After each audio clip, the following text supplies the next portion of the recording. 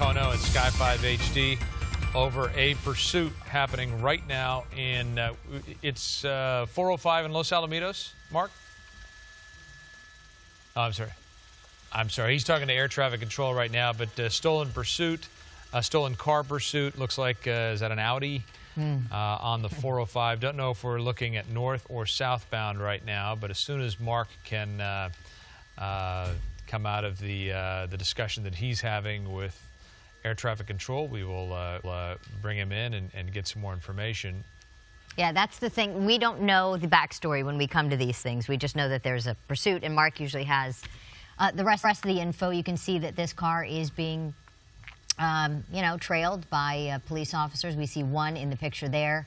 Wide open freeways at the moment. We don't know what's ahead. 10:44 is the time, so the roads are a little lighter than they would have been a few hours ago as we were in rush hour. We're stuck here. I believe that they're in, you're in which airspace. There is some military airspace right down there in Los Alamitos, and so it may be in that zone, and they have to sort of get through it and make sure they're able to speak with military ATC. We're northbound, I'm told now, on the 405 freeway. You can see there's someone right behind that vehicle. I'm sorry, what would you say, Roxanne? Okay, approaching the 605 freeway. Mark, I think I hear you clear now and able to speak to us. Come on in. Yeah, Frank, my apologies, and thank you for filling in there. We are just coming up on a very delicate section of airspace here, coming out of the Orange County area here. We are in Seal Beach, Los Alamitos, Rossmore, the northbound side of the 405 freeway. You indeed had that correct. That Audi, that silver Audi, is a stolen vehicle suspect that has been working this 405 corridor between the 605 all the way down to the 73 freeway here. And so again, northbound on the 405 freeway, just coming through the Rossmore area, through Los Alamitos, coming up into Long Beach.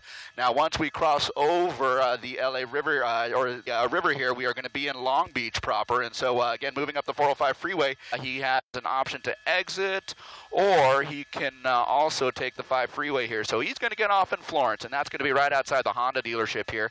There's a Honda dealership right off of the exit here. And he's going to make his way. Is he going to make his way? He's going to try, and he might be hitting that truck there, but he's going to go climb the shoulder there, go climb the gore point into the opposite lanes of traffic and head northbound. So now he's going to be northbound over to the major, and he's going to have to turn east or west. And he's slowing down, coming up on an intersection where I believe the light is red. He's coming up on a red light there. And oh my gosh, look at that, my gosh. Almost got hit by that cross traffic there. Northbound on Shoemaker is what we understand, and he's just still making his way through the industrial area. He's out of the residential into more of an industrial area there, and there's a shot. As best we can tell, windows are pretty tinted, so it's hard to get in there and see exactly what's going on, but it certainly appears that there may be an additional person still in that vehicle there, because if I'm not mistaken, that might have come out of the passenger side door there. Go ahead. Mark, we've got CHP Sergeant Tony Garrett on the line with us.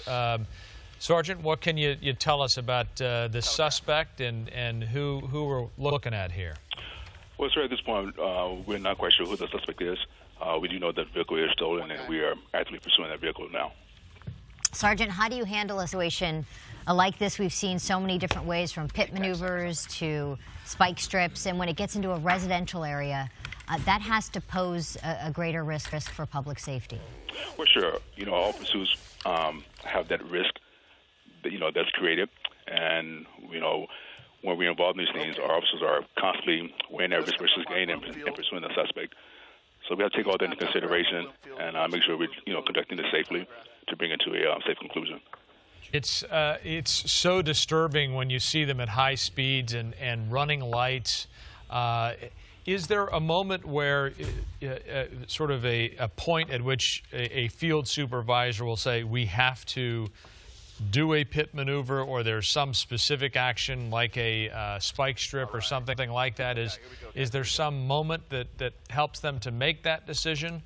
Okay, guys, I'm on the north side. I do have all of you. Well, sure, if that opportunity presents itself, and we can either initiate the pit maneuver or deploy a spike strip when it's safe to do so, then that's an option that's available to us. So the supervisor in the pursuit right now will have to make that determination and then decide which avenue to take. We're just seeing, well, this driver get caught in a position between a cruiser and another vehicle. Oh, my goodness. Hit from both sides and continues to move. Sergeant, in a situation like that, I mean, what do you do? Because now this person's incredibly reckless and isn't going to stop and would really do anything in order to get away from authorities. And with that being said, you know, people in danger at that point. Absolutely. So, you know, like, again, these things are always dynamic. This guy is fleeing. We don't know, the vehicle was stolen, but the way he's driving can be a very dangerous thing. So, again, we have to weigh that risk versus gain and continue to pursue this guy. Sergeant, thank you very much for joining us. It is 11 o'clock. You're watching the 11 o'clock hour of the KTLA 5 Morning News. Frank Buckley along with Jessica Holmes. We're going to hand it off now to Glenn Walker and Lou Parker. Thank you very much, Frank and Jessica. Again, this is the KTLA 5 News at 11 a.m. And as times here in Southern California, we're starting here with a pursuit. This is a pursuit that we picked up in Orange County on the 405 northbound. Moved to the 605 southbound, now on the surface streets in Santa Fe Springs. And as you saw just a couple of moments ago, Lou, it looked like they had the vehicle trapped in a parking lot. He started to pull out on the street, was actually pinned between two CHP vehicles, but he still managed to escape and get away. Yeah, this driver has definitely been driving recklessly this morning. You saw him cross over that median initially as well and do essentially a U-turn in the parking lot. And for a second, it looked like he was going to be trapped by the officers, but he hit at least 3 of them. He's still being pursued now by CHP. CHP picked this up about 10:15 this morning. Mark Kono's been above it all since early this morning. Mark, they're staying close to this guy now. Yeah, indeed they are. Lou and Glenn, welcome. Here we go. Santa Fe Springs. We are on Telegraph westbound, just crossed over the LA River, and we are kind of moving in towards Santa Fe Springs and towards Montebello at this point. Telegraph is a major thoroughfare that crosses several cities here, and you can see he's kind of taking advantage of the fact that Telegraph is very lightly traveled at this point. So Sky 5 HD was, of course, first overhead with this breaking news as this guy was traveling northbound 5. And so, Glenn, as you mentioned, this guy was traveling in Orange County, north and southbound along the 405 freeway. He was on surface streets in Huntington Beach. A stolen car suspect here. You know, he wasn't necessarily driving too erratically until he got on the 605 freeway northbound, past the 91, and that's when he started encountering some slow traffic. And we actually did see him throw something out the window here. Now, we were just in the windshield of the car a few minutes ago, and it does not look like there is at least a front seat passenger, so it looks like he might, in fact, be the only person in the vehicle here. He did seem to have thrown something out a couple of minutes ago here, but what I can tell you right now is he is now coming up on Lakewood Rosemead, turning southbound on Lakewood, and this is going to be an opportunity for him to get on the freeway here. So southbound Lakewood from Telegraph, and he is in close. He is being pursued very closely by the CHP, which we understand may be authorized to conduct a pit maneuver here. So he's going to forego the 5 freeway northbound. He might still have an opportunity to get on the 5 south. No, he's going to pass that up. He's going to stay in the Downey area now. The Downey area here, southbound Lakewood Rosemead. Southbound Rosemead off the 5 freeway is what we are looking at right now. Bear with me just a second here. He's into a parking lot. With me just a second here.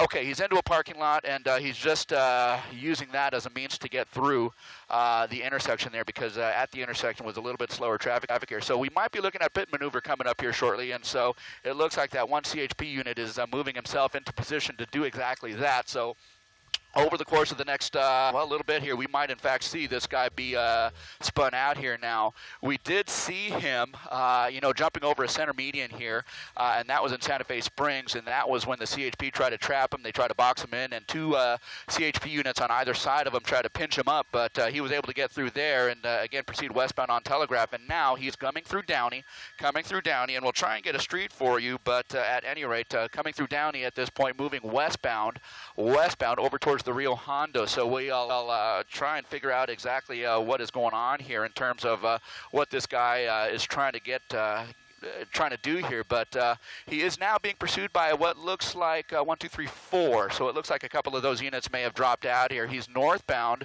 on, that's going to be Paramount, guys, Paramount northbound, and he's heading up to the 5 freeway here, and it looks like he may, in fact, be getting on the 5 freeway southbound. 5 freeway southbound, and so now we are back on freeways.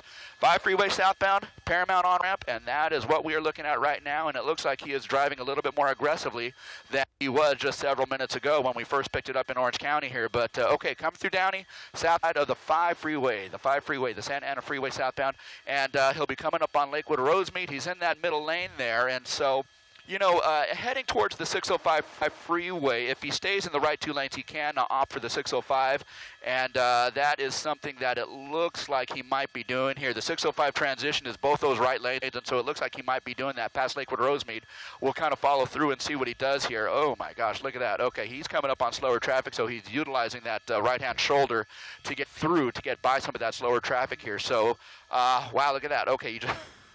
He almost knocked that sign over. He picked something up in the meantime. It looks like he hit that sign, and that's his bumper cover flapping over on the right rear. So, again, approaching the 605 north and southbound. If he stays in those 2 right lanes, he has the possibility of joining that 605. If he stays over to the left, that's going to be the continuation of the 5 south. So let's kind of see what he does here. We'll know in about another 20 to 30 seconds at this point whether or not he commits himself going southbound again. Remember, this originated, we believe, out of somewhere in Orange County, and so now he's moving off to the middle lanes, and so he can choose literally between the 5 south and the 605. All he has to do to get to the 605 is just move 1 lane over to the right, but it looks like he's going to go to the left, and so that might be a commitment to the 5 south. Let's see what he does.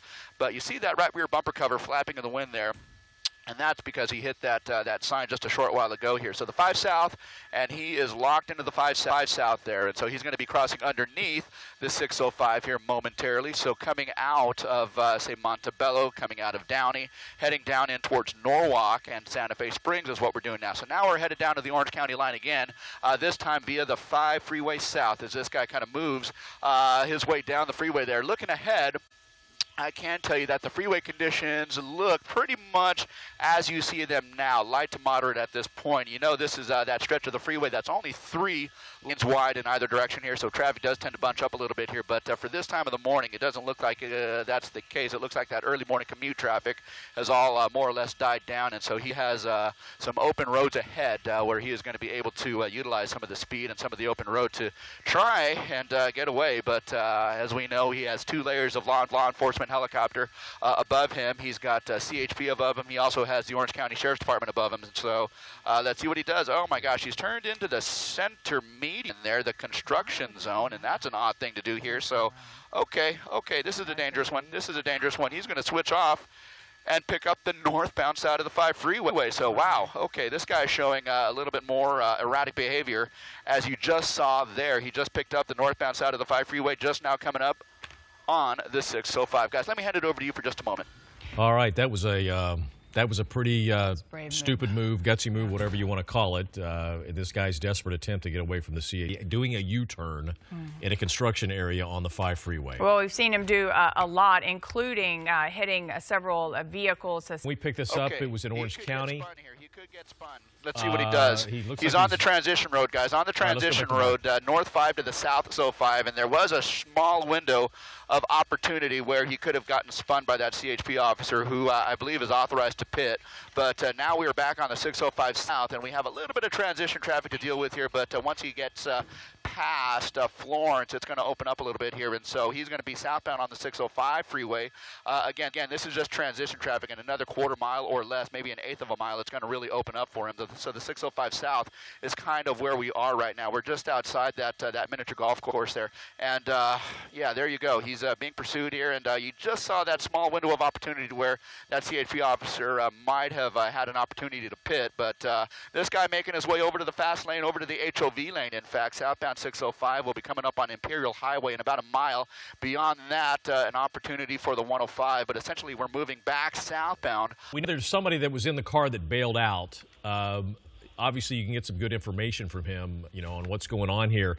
Is it just the driver now that's in the vehicle, or are there 2 people? Because we did see something thrown out of the passenger side window. I don't have that information right now as to how many passengers in the vehicle, so I couldn't give you that info for sure. Oftentimes it's so difficult too because this car it is allegedly a stolen vehicle with those tinted windows. You can't see anything in there, and that takes it to the next level, right? Especially hopefully when this guy does come to a stop. You guys have to treat the tinted window vehicles a little differently because you don't know what to expect inside that car, right? Absolutely. With the tinted windows, we can't see inside, so it'd be very difficult for us to, figure out if this guy has any weapons, if there are more people in the vehicle. We really don't know because of those tinted windows. Do you know what the call was when it came out initially? I do not. I'm not sure what the initial for the vehicle was. It looks like he did get off on surface streets in Santa Fe Springs and Downey and then got back on the freeway. And it's almost maybe like he's maybe trying to circle back. Again, we see if they want to bail out, they want to usually bail out close to a familiar area that they're familiar with, correct? Sure, and that happens a lot with these pursuits. They'll initiate in one area, drive throughout the county, and then they routinely end up back where they started at. So looks like we're headed back towards that way now. I think this took it to the next level when we were actually talking to our friend Jessica. We're talking to you live when CHP, at least 3 vehicles were attempting to stop him, and he hit all 3 of them, or at least 2 of them, and just kept going.